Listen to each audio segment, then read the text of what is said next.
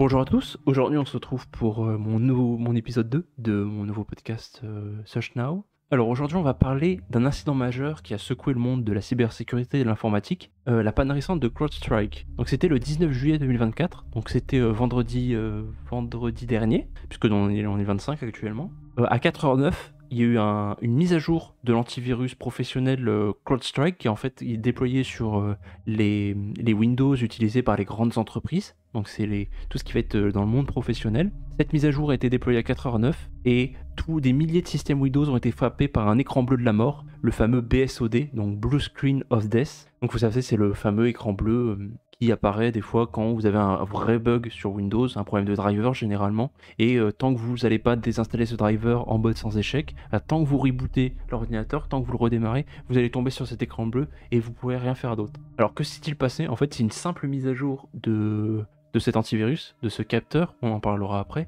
qui était censé renforcer la défense contre de nouvelles attaques, cyberattaques, qui a déclenché ce bug. Donc en fait, c'est pas une attaque de hacker, c'est pas une cyberattaque, c'est juste une mise à jour qui s'est mal passée, mais qui a entraîné un gros problème dans des milliers de systèmes, vu que énormément de gens utilisent cette solution. Donc en fait, des PC au serveur, en passant par les appareils mobiles, aucun n'a été épargné, sauf les systèmes Linux et macOS. Donc en fait, tout ce qui était Windows, ça s'est fait avoir par cette chose. Donc le correctif en cause, le problème c'est qu'il a été déployé dans le monde entier en même temps, donc à 4h09, et à 5h27, ils se sont rendus compte qu'il y a eu un bug. Mais le temps qu'ils aillent voir qu'est-ce qui se passe, quel est le problème, le temps qu'ils corrigent, et bah ça a eu un impact monumental sur le monde entier en fait.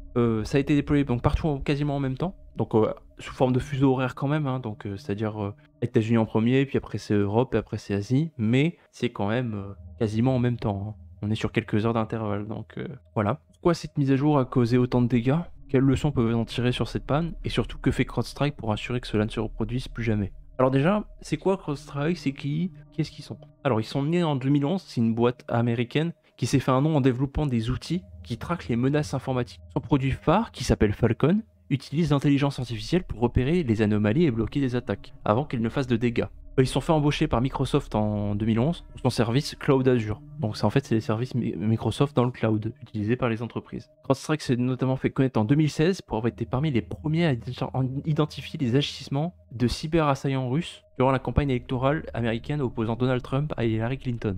Donc ils sont quand même pas mal dans leur domaine, et c'est pour ça que Microsoft les a engagés. Alors, quel a été techniquement le problème? Je vais essayer de vous expliquer pour les plus débutants d'entre vous. Alors déjà, on va essayer d'expliquer qu'est-ce qu'un EDR. Alors un EDR, justement, c'est le produit Falcon, en fait. C'est ce qu'on appelle un capteur, mais la nomenclature technique, on appelle ça un EDR. Voilà, c'est la notation, c'est comme ça qu'on en appelle. Alors un EDR, c'est quoi? C'est Endpoint Detection Response. Alors qu'est-ce que ça veut dire concrètement? C'est un agent qu'on va mettre sur plein de serveurs, sur des téléphones, sur des ordinateurs, et tous ces agents, à chaque fois, ils vont remonter tout ce qui se passe sur la machine. Donc sur quel site on va, sur quel site web on va, quel logiciel on télécharge, qu'est-ce qu'on écrit dans les fichiers, dans les blocs-notes, etc. Qu'est-ce qui se passe dans tout l'ordinateur, le téléphone ou le serveur. Alors, si on vous met un agent sur votre ordi et que vous n'êtes pas consentant pour ça et que vous ne le savez même pas, ça a un nom, ça s'appelle un mouchard. Voilà. Donc ça c'est important de le préciser, c'est que là, c'est voulu, c'est accepté et c'est consenti. Du moins par ceux qui mettent en place ce système, par les dirigeants qui ont mis en place les solutions Windows pour leur entreprise. Donc c'est important quand même de préciser ça, parce que moi c'est plus pour la vie privée que je fais ce podcast, hein.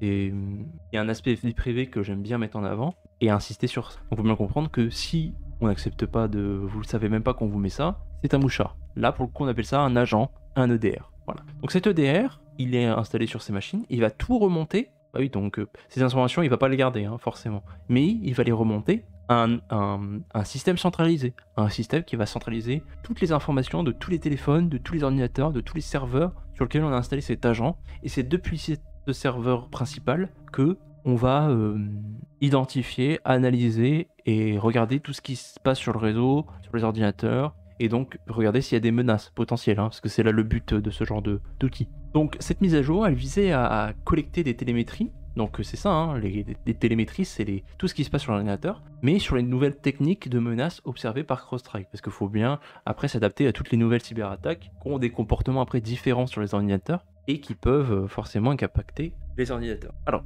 le problème de cette mise à jour, c'est qu'il y a eu un bug dans le code de cette mise à jour qui a créé un out of band memory read. Alors, qu'est-ce que ça veut dire concrètement? Ça veut dire que l'application Falcon, donc encore une fois, l'EDR, l'agent, le mouchard, appelez ça comme vous voulez, cet agent, il a lu un endroit de la mémoire où il n'avait pas le droit de lire. Donc, tout simplement, par exemple, lire la mémoire de votre navigateur internet, alors qu'il n'a pas accès à ce genre d'informations. Ou alors, lire la mémoire de votre application de messagerie, ou lire la mémoire de votre application Spotify, de votre application Instagram, etc., etc.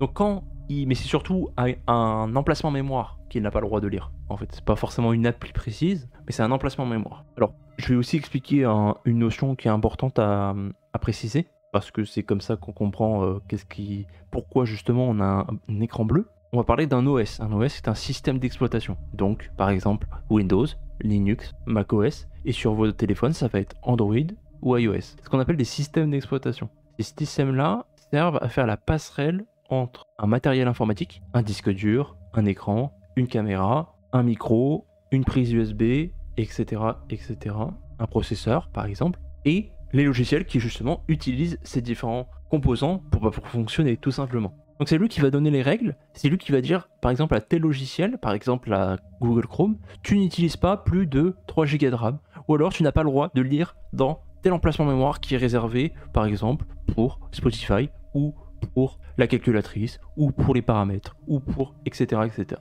Là, vu que Falcon, donc le DR de CrowdStrike via cette mise à jour, a lu dans un emplacement mémoire auquel il n'avait pas le droit, et bah le système d'exploitation Windows a dit, plutôt que le laisser faire, bah j'arrête tout direct, et je dis, il y a un gros problème. Voilà. Ça évite des problèmes inhérents au fait que on aille lire dans un emplacement où on n'a pas le droit. Parce qu'on peut lire des informations confidentielles, ou à l'inverse, on peut modifier des choses qui ne doivent pas être modifiées dans la mémoire. On peut impacter par exemple le comportement d'autres applications via une autre application. Exemple, via Google Chrome, je peux modifier le comportement de Spotify. Donc on comprend bien qu'il y a un problème si je fais ça. Je peux mettre par exemple un script qui fait que dès que vous cliquez sur une musique, bah en fait ça télécharge un virus. Ça télécharge un autre fichier sur internet qui n'a rien à voir avec votre musique Spotify. Donc c'est important pour le système d'exploitation de bien veiller à ce que tout le monde ait accès à ce que le système lui a donné. Donc chaque application a accès à son compartiment réservé et pas aller voir ailleurs. Et donc là il a dit, vaut mieux que j'arrête tout maintenant, quitte à ce que ça fasse des conneries. Et donc c'est là qu'il vous met un blue screen en fait, donc ce fameux écran bleu.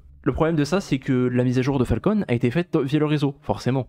Une mise à jour s'est faite via le réseau généralement. Donc là, pour enlever cet écran bleu, pour enlever cette mise à jour, on est obligé de passer en mode sans échec. On peut pas le faire via le réseau. Parce que dès qu'on lance Windows, et bah dans la plupart des cas, le noyau va se lancer avant tous les protocoles réseau pour télécharger par exemple un patch, une correctif par exemple. Donc le noyau va directement voir qu'il essaye de le lire dans un endroit où il n'a pas le droit, et il n'aura pas le temps de télécharger le correctif pour corriger ce bug. C'est pour ça qu'on est obligé de partir en mode sans échec pour atteindre ce but. Alors les conséquences que ça a eu, elles sont grandes, parce que du coup, énormément d'applications Microsoft, donc Microsoft 365, bon, c'est tout ce qui va être Excel, Doc, etc., etc. Surtout tous les Windows professionnels, donc énormément d'entreprises ont été impactées, les aéroports, les cinémas, les banques, les mairies, et j'en passe. C'est pour ça qu'il y a eu forcément un gros problème, même au niveau des aéroports, je vais vous le montrer via la vidéo, que d'un coup, tous les avions ne pouvaient plus décoller, parce que forcément, les ordinateurs dans les aéroports étaient HS, donc ils n'ont pas pu prévoir les vols, la direction des vols, etc., etc. Tout ce qui se passe dans le tour de contrôle, par exemple. Donc les conséquences que ça a eu, c'est en ouverture de Wall Street, l'action de l'entreprise a plongé de 20% environ, donc clairement, on voit que ça a des impacts sur la bourse. Donc si jamais vous investissez en cybersécurité, c'est le moment, je pense, d'investir dans CrowdStrike, en espérant qu'il tombe pas plus bas, bien sûr. Ça c'est la fameuse adage, est-ce qu'on achète un couteau qui tombe ou pas? La politique française s'en mêle, évidemment. Dès qu'il y a quelque chose d'international, on a besoin de s'en mêler. Alors on a Sébastien Lecornu qui dit que le ministère des Armées n'a pas été impacté par cette panne, précisément parce que nous préoccupons de notre souveraineté. J'ai envie de dire, heureusement, que le ministère des Armées n'utilise pas un système américain pour sa propre sécurité. Ce serait un petit peu saugrenu. Alors l'ironie du sort, c'est que CrowdStrike, en français, si on le traduit littéralement, ça veut dire grève de foule, donc grève généralisée. Ce qui a été un petit peu le cas, parce que beaucoup de personnes, par exemple, qui travaillaient en télétravail, ou même au bureau, ne pouvaient pas utiliser leur PC dès le matin, quand ils arrivaient quand ils sont arrivés le vendredi matin, qui fait qu'ils étaient littéralement en chômage technique. Alors on a quelques années, hein, donc ça n'a pas grand-chose à voir avec cette nouvelle, mais c'est en rapport. On a l'Occitanie qui engage une stratégie d'indépendance numérique en partant du postulat qu'on est trop dépendant des GAFAM et trop dépendant de tout ce qui se passe au niveau de ces acteurs centralisés. Et partant de ce postulat, ils ont décidé de remplacer la solution des grands éditeurs, comme par exemple Microsoft 365, par Exoplatform, une solution open source made in France. Donc voilà, un bon exemple de comment on peut essayer d'enlever cette dépendance qu'on a aux GAFAM, tout simplement. En Europe, l'Union Européenne a tenté de réguler ces acteurs avec deux nouveaux textes, le Digital Service Act et le Digital Market Act. L'objectif est de mieux encadrer les pratiques des GAFAM,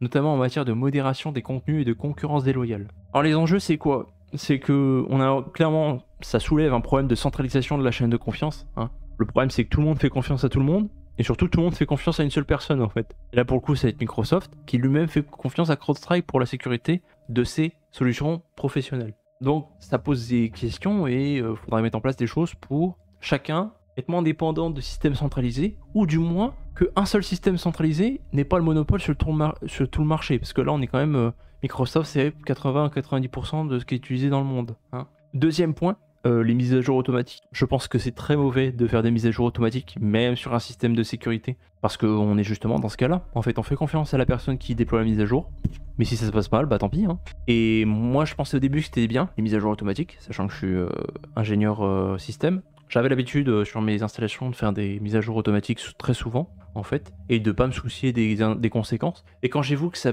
pouvait avoir des très mauvais impacts, que quelque chose pouvait casser du jour au lendemain à cause d'une mise à jour, j'ai fait, on va peut-être arrêter tout ça. Et depuis, j'ai quasiment plus aucun système où il y a une mise à jour automatique. Je préfère mieux maintenant faire mes mises à jour tous les 6 mois, et maintenant être sûr. Donc ça reste quand même régulier, hein, mais au moins c'est manuel. Donc j'ai un contrôle sur qu'est-ce que je mets à jour, comment je le mets à jour, à quelle version je le mets à jour, et quelles sont les conséquences de ces mises à jour. Je peux monitorer directement les impacts d'une mise à jour sur mon système. Quand je dis mon système, c'est mes serveurs généralement, hein. Je tiens à préciser.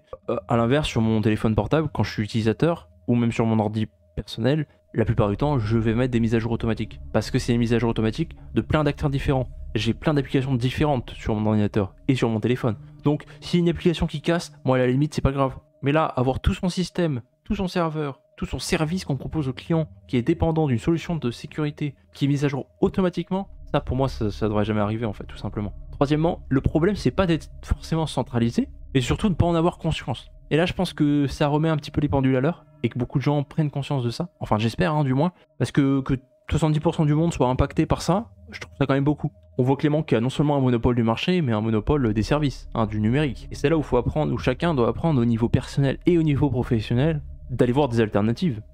Meilleures ou moins bonnes, mais au moins d'aller voir des alternatives. Et surtout d'être pas dépendant à 100% d'une seule personne, d'un seul acteur, d'une seule entité. Alors beaucoup de personnes de la cryptosphère ont pris la parole sur Twitter avec ironie en disant que Bitcoin avait un downtime de 99,9%. Un uptime, pardon. Donc tout simplement que Bitcoin, vu de par son schéma décentralisé, eh bien il y avait quasiment jamais de problème sur le fait que Bitcoin soit opérationnel. Et c'est le principe. Si un acteur il tombe, c'est pas grave, il y en a des milliers d'autres, des acteurs pour faire tourner la blockchain Bitcoin. Ou encore les autres blockchains, hein. Ça revient à peu près au même. C'est l'intérêt. Si aujourd'hui, je sais pas, en France, on a interdit de faire fonctionner le réseau de Bitcoin, on a interdit de miner du Bitcoin, je pense pas que ça change grand chose au niveau du monde. Hein. Même au niveau de l'Amérique, je pense que si l'Amérique pareil interdit de faire du Bitcoin, bah, il y aura encore l'Asie, il y aura encore toute l'Europe, il y aura encore beaucoup d'acteurs. C'est l'intérêt d'un système le plus décentralisé possible. Plus un système est décentralisé, moins, justement, hein, c'est le principe de la décentralisation, moins un acteur aura